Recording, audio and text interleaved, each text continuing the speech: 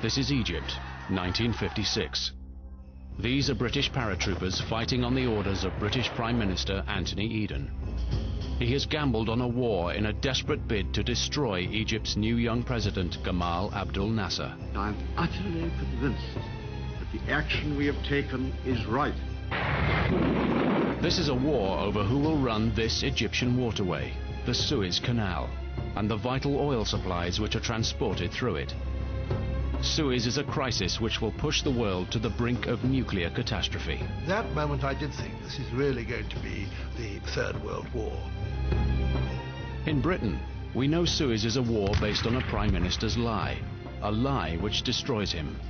They're my sexed up their intelligence. But seen from the other side, Suez is a story of how a small, poor Arab country defended itself against the Western world and won. People will defend their country, they will defend their land.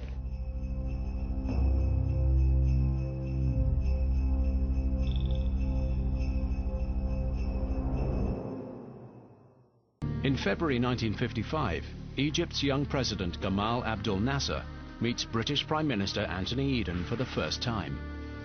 The two men dislike one another from the start. The impression of President Nasser about Anthony Eden was that he was small Churchill and not,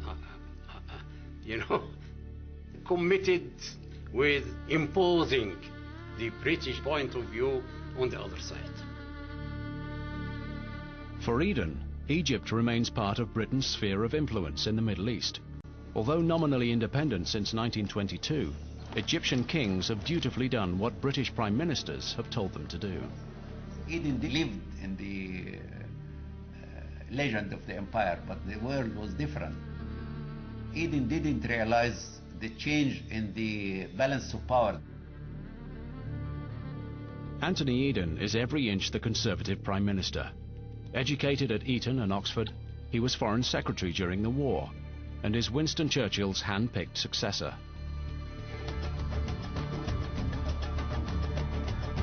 But in Nasser, Eden encounters a new kind of Arab leader.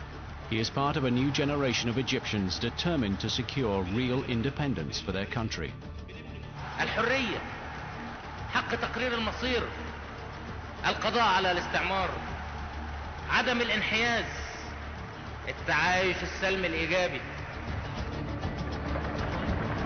Nasser is one of a group of officers who had overthrown the playboy King Farouk in 1952. 2 years later, Nasser had shown Britain that Egypt would not be pushed around. An aggressive guerrilla campaign forces the British to evacuate 88,000 soldiers from the biggest base in the world on the banks of the Suez Canal. At that time, what was most important is real independence and to get free, really free. France agrees to supply Israel with the Jewish state's first jet fighters. To Nasser, it looks like an increasingly powerful enemy is at the gates. The French are giving Israel arms.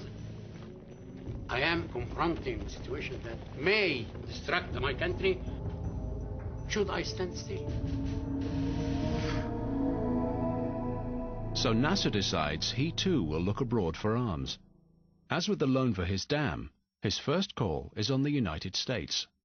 Nasser, from the first day of the revolution, asked the Americans, I need arms. Our army needs arms. And he asked the British the same question. Neither the British nor the Americans gave a response to that. But this is the 1950s, the depths of the Cold War. The West and the Soviet Union are locked in a battle for influence across the world. Nasser knows that if Washington says no, then maybe Nikita Khrushchev in Moscow will say yes. Nasser was an anti-communist. The Soviets knew full well he was an anti-communist. They knew that he was putting communists in jail. He didn't let those communists out of jail when his relations improved with the Soviet Union. But both sides made a pragmatic decision. We are a believer. I am a believer. I believe in God. Nasser used to believe in God. Nasser used to pray. The communists don't believe in God. They don't pray. But in Eden's view, Nasser does look like a communist stooge. The Prime Minister and the Americans decide to punish him for cutting a deal with the Soviets. Their response is to mount a covert campaign against Nasser, codenamed Omega. Omega includes propaganda that provide information to journalists, to broadcasters, that say Nasser really isn't a very good person. Can you please report this? Omega also includes sanctions against Egypt. It includes blocking military aid to Egypt. Then, as part of this undeclared war, a secret decision is taken to slow down financing on the Aswan Dam. Anthony Eden and the US Secretary of State, John Foster Dulles, are behind the new strategy. I think Dulles was angry with Nasser for having almost flaunted his independence. I really think that Dulles believed that Nasser's behavior was almost a personal affront to him.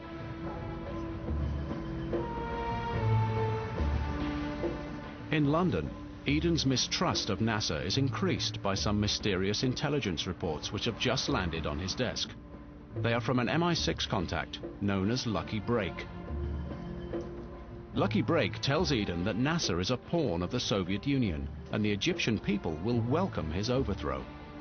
From reading the reports that MI6 is giving to British officials and giving to the Americans, I think they are taking a few sources and they are sexing them up. No one individual could have provided the information that Nasser was so close to the Soviets, that Nasser was so vulnerable to being overthrown, if not assassinated, because that was not true. That simply was not true.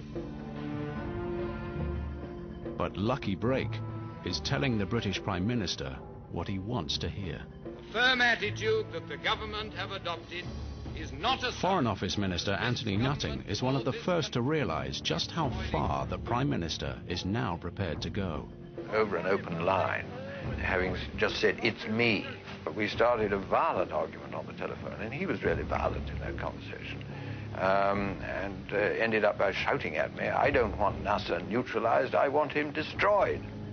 There were two people in the whole conversation, Eden and Nutting. Nutting said subsequently that Eden had said murder. Operatives within MI6 take the Prime Minister at his word.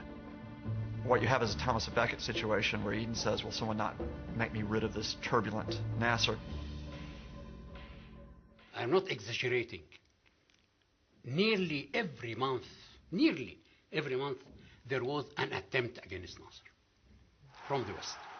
Either French or British or Israelis. Nearly every month. As Nasser was making a public speech in Alexandria, a young man fired 8 bullets at him. All missed the premier, but 2 of his aides were wounded. The plans just are wildly out of control. Putting nerve gas into the ventilation system of Nasser's headquarters, trying to put poison into Nasser's coffee, trying at some point to possibly shoot Nasser.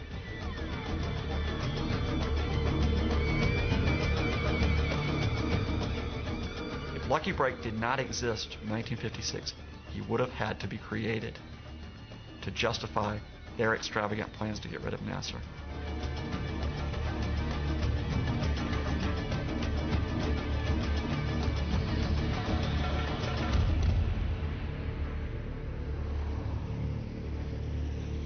On the 19th of July 1956, the Egyptian ambassador to the USA is called into the State Department. He is informed that the financing of the Aswan Dam is cancelled.